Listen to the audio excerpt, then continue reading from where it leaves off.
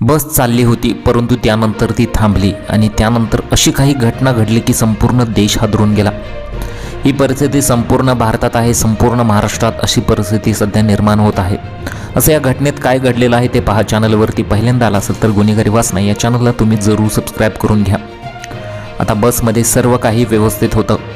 जे प्रवासी होते ते आपापल्या मार्गाने आपापल्या कामानिमित्ताने सर्वजण चालले होते, परंतु बसमध्ये नंतर धक्कादायक प्रकार जो घडणार होता त्यानंतर प्रवाशांमध्ये सुद्धा एक मोठा गोंधळ निर्माण झाला आणि त्यानंतर मग पोलीस त्या बसमध्ये शिरले आणि त्यानंतर तो धक्कादायक प्रकार केला।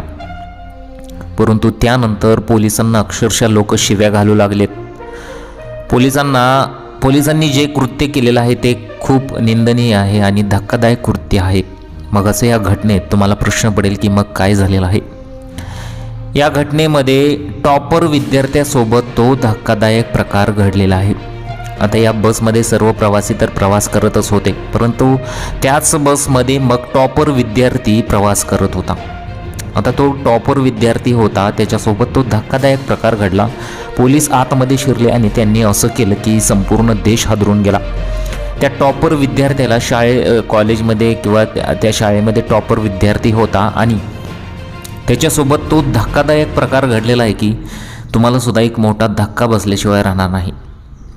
पोलीस व्यवस्थेवर प्रश्नचिन्ह निर्माण करणारी अत्यंत धक्कादायक घटना समोर आलेली आहे। मल्हारगड पोलीस स्टेशन, ज्याला नुकताच देशातील 9व्या सर्वोत्कृष्ट पोलीस ठाणा म्हणून गौरवण्यात आले होते, तेथील अधिकाऱ्यांनी सत्तेचा गैरवापर करत एका निष्पाप विद्यार्थ्याला त्या निष्पाप विद्यार्थ्यासोबत कशाप्रकारे बसमध्ये काय केलेलं आहे आणि त्यानंतर जी घटना समोर आली ती घटना पाहून सर्वांना मोठा धक्का बसलेला आहे। काय घटना नक्की झालेली आहे ते तुम्ही आता पहा। घटना खूप विचित्र घटना आहे। मल्हारगड येथील रहिवासी आणि 12वीचा विद्यार्थी सोहन, तो 18 वर्षाचा आहे। 19 ऑगस्ट 2025 रोजी बसमधून प्रवास करताना ही घटना घडलेली आहे आणि ही घटना आज उघडकीस झालेली आहे। साध्या वेशातील पोलिसांनी मल्हारगड जवळ अचानक बस थांबवली आणि सोहनला जबरदस्तीने बसमधून खाली उतरवले। तसं ती घटना होताना CCTV कॅमेऱ्यात सुद्धा कैद झालेले आहे। व्हिडिओमध्ये दिसतं की किंवा त्या घटनेत दिसतं की सर्व प्रवासी बसलेले आहेत। अचानक धावती बस थांबते आणि थांबल्यानंतर तिथे पोलीस येतात। काही पोलीस बसमध्ये आत घुसतात। सर्व प्रवाशांना मोठा धक्काच बसतो आणि मागच्या सीटवर बसलेला तो 12वीचा हुशार विद्यार्थी सोहन, तो मागच्या सीटवर बसलेला असतो। त्याला असं कधी वाटलंही नव्हतं की आयुष्यात असा प्रकार त्याच्यासोबत काही घडेल। त्यानंतर पोलीस येतात आणि पांढऱ्या शर्टमधला तो सोहन जो आहे त्याला पोलीस उचलून घेऊन जातात। आता तुम्हाला प्रश्न पडेल की उचलून घेऊन गेल्यानंतर मग पुढे त्याच्यासोबत काय घडलं ते सुद्धा तुम्ही पहा। पोलिसांनी मल्हारगड जवळ अचानक बस थांबवली आणि सोहनला जबरदस्तीने बसमधून खाली उतरवले। यानंतर काही तासातच पोलिसांनी त्या सोहनला 2.7 किलो अफूसह अटक केल्याचा आणि अंमली पदार्थ तस्करीचे मोठे रॅकेट पकडल्याचा खोटा दावा केला। म्हणजे तो दावा खोटा होता। त्याला दुसऱ्याच दिवशी कोर्टात हजर करून जेलमध्ये सुद्धा पाठवण्यात आलं। आता त्या विद्यार्थ्याच्या मनावर किती गंभीर परिणाम झाला असेल याच्यामध्ये त्याचा हात अजिबात नव्हता, त्याचं काही घेणं न देणं नव्हतं, तरीसुद्धा त्याला पोलिसांनी यामध्ये अडकवलेलं आहे असं त्याच्या घरच्यांनी सांगितलेलं आहे। मग पुढे काय झालेलं आहे तुम्ही पहा। त्याला दुसऱ्या दिवशी कोर्टात हजर करून जेलमध्ये सुद्धा पाठवण्यात आलं। सोहनच्या कुटुंबियांनी या बेकायदेशीर अटकेविरोधात उच्च न्यायालयाच्या इंदोर खंडपीठात मग धाव घेतली।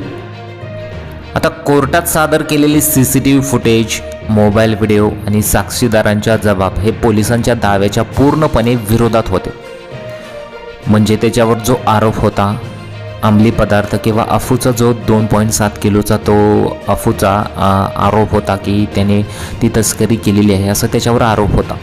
आणि त्यानंतर मग पोलिसांनी कशा प्रकारे त्याला बसमधून अटक केलेली आहे इथं व्हिडिओसुद्धा सध्या समोर आला होता।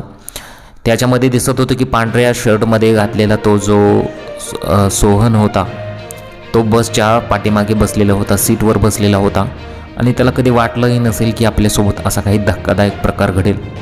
मग अचानक 4 ते 5 काय पोलीस येतात आणि बसमध्ये घुसतात आणि त्याला पकडून घेऊन जातात आणि थेट कोर्टात हजर करून त्याला जेलमध्ये पाठवण्यात येतं आणि जेलमध्ये 2 महिने त्याला जेलमध्ये डांबलं जातं। आता त्या विद्यार्थ्याच्या मनावर किती मोठा परिणाम झाला असेल। आपली न्यायव्यवस्था कुठल्या थराला पोहोचलेली आहे असंच बऱ्याच जणांचं मत येत आहे। आता सोहनच्या कुटुंबियांनी मग बेकायदेशीर अटकेविरोधात उच्च न्यायालयाच्या इंदोर खंडपीठात धाव घेतली।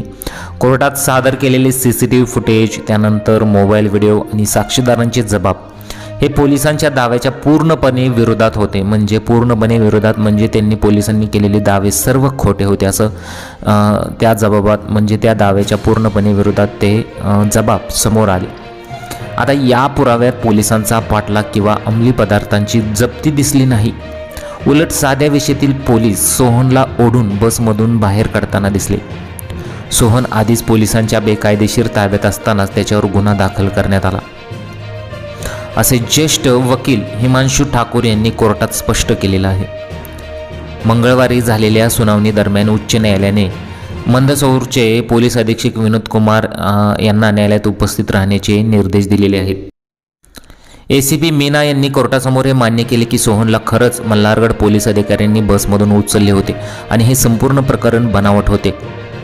FIR मधील अटकेची वेळ आणि ठिकाण CCTV व्हिडिओशी जुळत नाही। तसेच ज्या अधिकाऱ्यांनी सोहनला बसमधून उतरवले ते मल्हारगड पोलीस स्टेशनचेच कर्मचारी होते। ही बाबही त्यांनी मान्य केली। ACP मीना यांनी या गैरकृत्याबद्दल न्यायालयाची माफी मागितली। त्यांनी कोर्टाला माहिती दिली की सोहनला बसमधून ओढून नेणाऱ्या पोलिसांसह मल्हारगड पोलीस स्टेशनच्या 6 कर्मचाऱ्यांना निलंबित करण्यात आलेलं आहे आणि विभागीय चौकशीचे आदेश देण्यात आले आहेत की 2 महिन्यांच्या बेकायदेशीर अटकेनंतर सोहनची सुटका झाली। न्यायालयाने या प्रकरणातील क्रूर कृत्याबद्दल गंभीर टिप्पणी केली असून यावर आपला आदेश राखून ठेवला आहे। कायदेतज्ञांच्या मते या प्रकरणावर कठोर कारवाई अपेक्षित आहे कारण पोलिसांनी एका निर्दोष विद्यार्थ्यांचे भविष्य उद्ध्वस्त करण्याचा प्रयत्न केलेला आहे।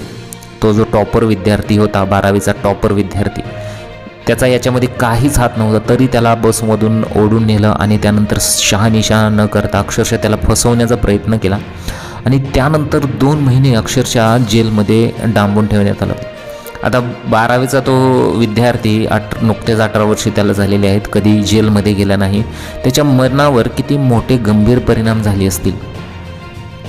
त्याचं पूर्णपणे आयुष्य उद्ध्वस्त करण्याचा पोलिसांनी प्रयत्न केला होता, परंतु 2 महिन्यानंतर त्याची सुटका झालेली आहे। तुम्हाला या व्हिडिओबद्दल काय वाटतं, या घटनेबद्दल काय वाटतं, तुमच्या प्रतिक्रिया मला कमेंट बॉक्समध्ये जरूर कळवा।